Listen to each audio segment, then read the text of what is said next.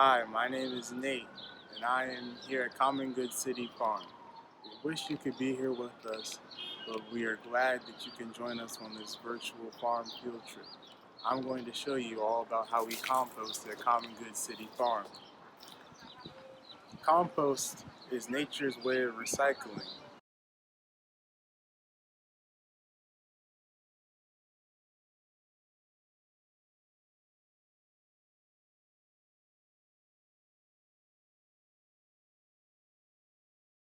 Organic materials like food and dried leaves get broken down into nutrients that can be mixed in the soil and readily used by plants.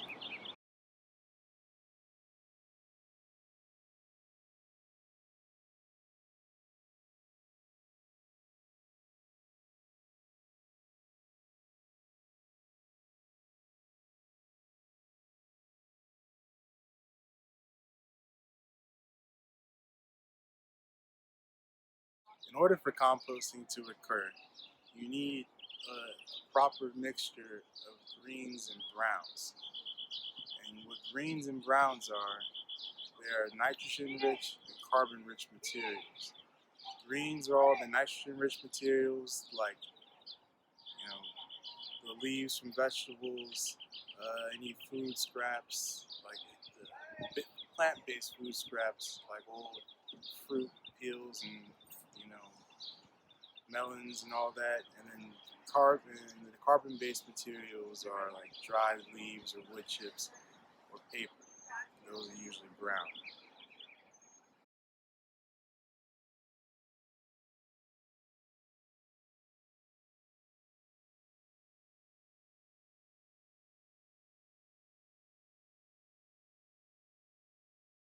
The greens and browns are broken down by microorganisms that can be found deep down in the pile.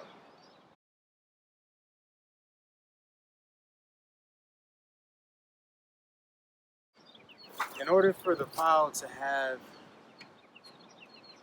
break down, there's usually required some human labor to make sure that, one, you have that appropriate ratio of greens and browns, and two, the pile also has water, moisture, and aeration, you know. So once you give in the pile everything it needs, the microorganisms will break down all the material and release thermal energy, making the pile very hot. About it can get as hot as 160, 150 degrees, and that's how you know it's really doing its job is when it starts to get hot. So use a thermometer to monitor the heat, the temperature of the pile, and when it's hot, you know it's active, and then when it goes down, you know that for some reason the microorganisms can't break down the material, and one of that reason is always going to be that one of those things that we mentioned before is lacking from the pile, whether it's the aeration, the moisture, or the appropriate ratio of greens and browns. When so once you see that the temperature has gone down, you would then either you can turn the pile to add air or add aeration to the pile. You can just throw water on the pile to make it more moist, or you could add greens and browns that are more moist.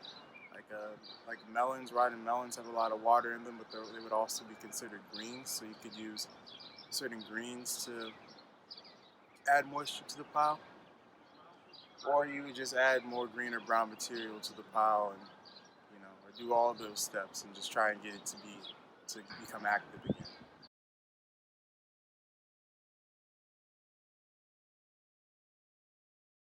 The method we do here at Common Good City Farm is to use this 3-bin system to firstly collect all the green and brown materials in one bin. And then once we've collected the greens and browns, we'll move it to bin 2, where it can start to break down. After we moved it, it will add air to the pile, and if it needs moisture, I guess we can add moisture to it. and it will start to break down in bin 2. And we'll let it break down very slowly in bin 2, and then move it to bin 3 to aerate it again and allow it to break down even further. And then we'll sift through whatever materials didn't break down, like usually wood chips, as things may not break down as easily as other materials, and then we'll harvest the compost from bin number 3 at the end of the process.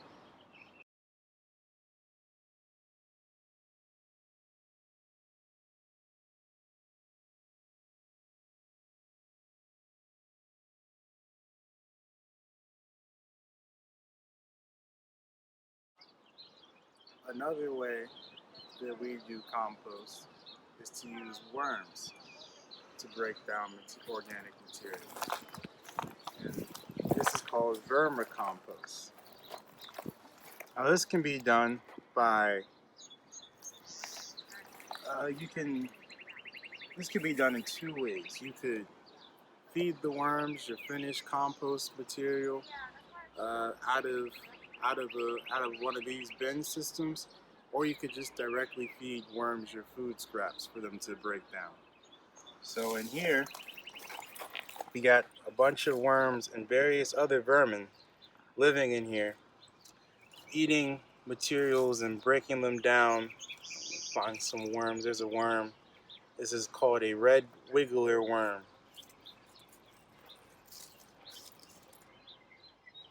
So we put a bunch of newspaper in here for the worms to live in and move through, and then they feed them food scraps, and they eat up the food scraps, and they make nice nutrient rich worm castings or worm doo-doo.